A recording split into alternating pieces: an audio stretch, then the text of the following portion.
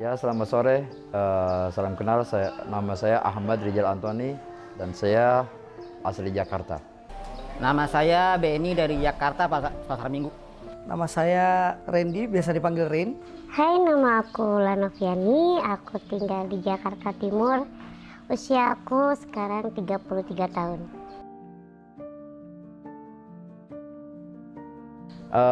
Kalau sejak kapan, saya ini dari lahir, ya. Kalau untuk kenapanya kita pun tidak ada yang tahu kenapa, ya ini dari lahir.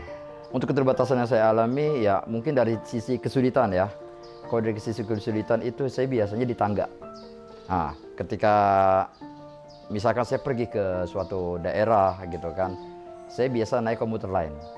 Terkadang di situ ada beberapa stasiun yang tidak menyediakan lift atau eskalator untuk kami para difabel. Jadi itu kesulitan yang besar buat saya naik tangga. Keterbatasan saya bukan dari kecil, cuman sering jatuh duduk waktu kecil. Jadi pas agak banyak dewasa jadi berubah, jangan jadi kayak orang stroke gitu. Keterbatasan yang saya punya apa ya? Sebenarnya bukan keterbatasan, cuma perbedaan fisik aja sih. Perbedaan fisiknya ya seperti yang terlihat di kamera, tangannya sama kakinya gitu doang. Aku bisa dibilang keterbatasan aku nggak bisa jalan.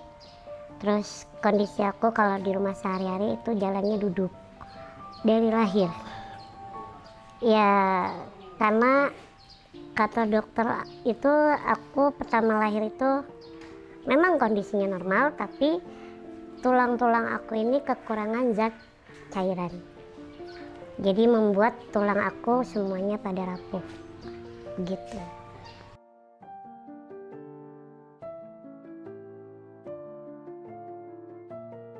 Pengalaman yang menjadikan pastinya dibully lah ya, gitu.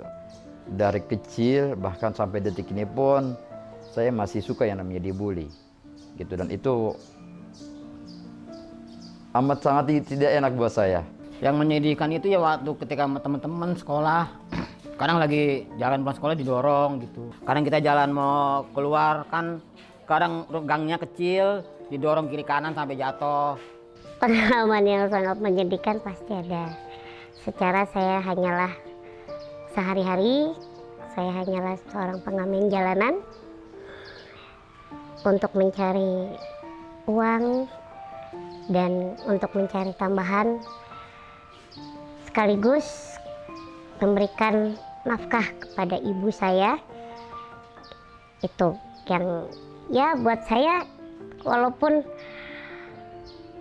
di luar sana masih banyak memandang orang itu sebelah mata dengan keadaan fisik saya seperti ini, tapi bukan berarti saya itu down ataupun menyerah.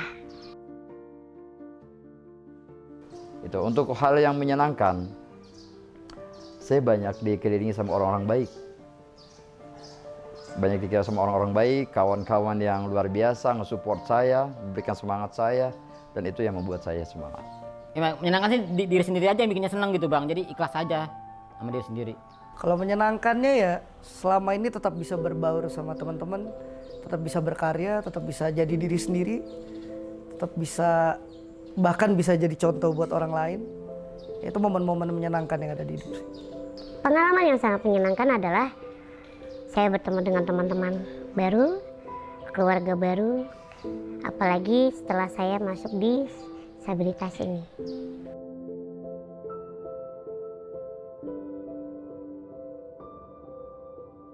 Untuk bertahan yang pastinya dari keluarga ya.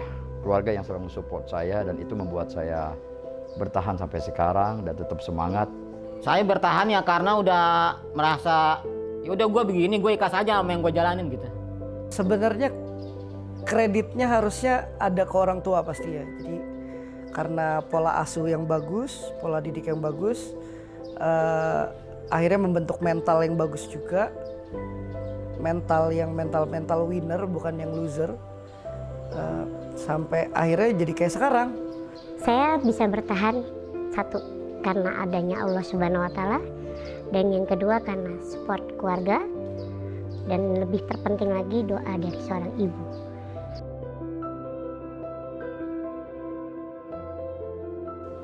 Ya terkadang sisi manusiawi ada aja yang namanya down, feel down. Jadi seperti itu. Hal yang membuat saya termotivasi. Saya selama ini yang saya pandang adalah saya tidak memandang ke atas. Saya selalu memandang ke bawah, yang dimana di bawah saya masih banyak orang-orang yang kesulitan.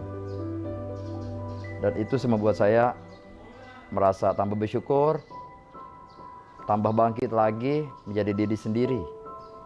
Terpuruk emang dari kecil udah terpuruk ya karena begini. Cuman karena kita bangkit itu ya karena udah begini, jadi mau diapain lagi Bang, jadi dijalanin aja alurnya. Kalau terkait perbedaan fisik nggak pernah terpuruk, nggak pernah mengalami keterpurukan. Di saat saya mulai terpuruk, saya hanyalah mengingat saya bisa bertahan hidup hanya untuk ibu saya. Dan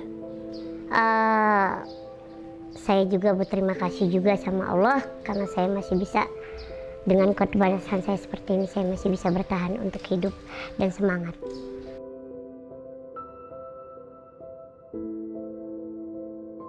Konten saya untuk saat ini ya motivator. Penghalang keterbatasan itu bukan penghalang buat kita mencapai segala sesuatu yang kita inginkan gitu. Alhamdulillah untuk saat ini saya sudah bisa mencapai mempunyai motor roda 3 yang dimana selama ini saya impikan. Itu sebenarnya sih dari kita bikin konten ya. Kita berkarya dari konten, alhamdulillah kita dapat rezeki dari situ. Saya pernah bikin suara sendiri iseng-iseng, kan ada ibu-ibu jualan susu kedelai itu di depan saya dagang, jual pulsa. Dia baru berangkat udah pulang, katanya gini, "Bu, kenapa pulang?" Disuruh pulang sama katanya nggak ada busway katanya, gara-gara corona. Udah saya bikin lagu gituan corona. Soalnya banyak yang ngikutin. Saya nggak viral, orang yang lain yang viral. Iya, banyak tuh orangnya nyampe 1,M, saya cuma 20.000. Konten lucu-lucuan, terus yang paling sekarang yang lagi itu anak kecil beli diamond FF, saya videoin itu yang bikin saya naik. Live itu sekarang ngikutin Cesar, DJ gitu. Iya. Pencapaian yang pernah saya raih, sekarang saya sudah menjadi penyanyi profesional, sudah rilis single pertama, akan segera rilis single kedua, dan harapannya di tahun ini bisa menyelesaikan proses pembuatan album.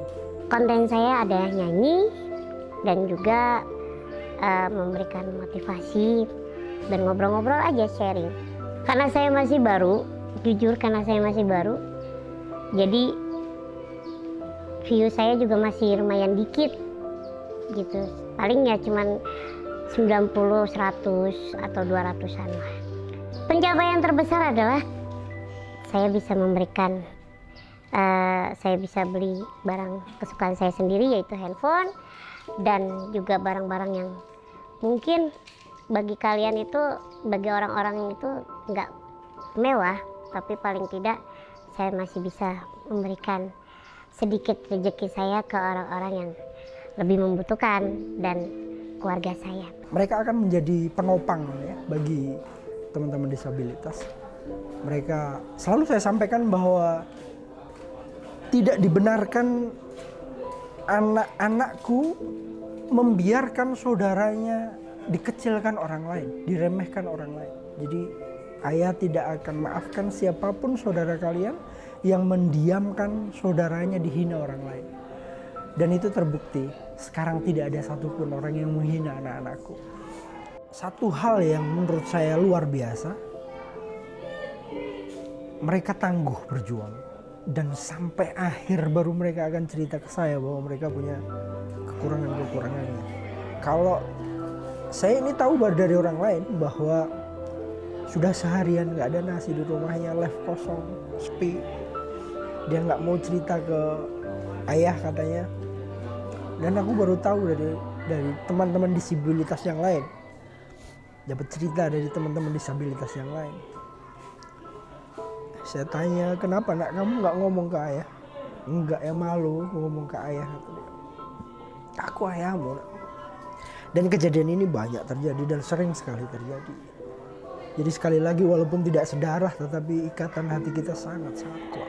Sangat-sangat kuat. Dan aku bersyukur memiliki anak yang sehebat mereka. banyak tidak hanya yang ada di sini, mungkin ratusan. Dan saya akan terus menjadi ayah bagi mereka sampai Allah mencabut nyawa saya.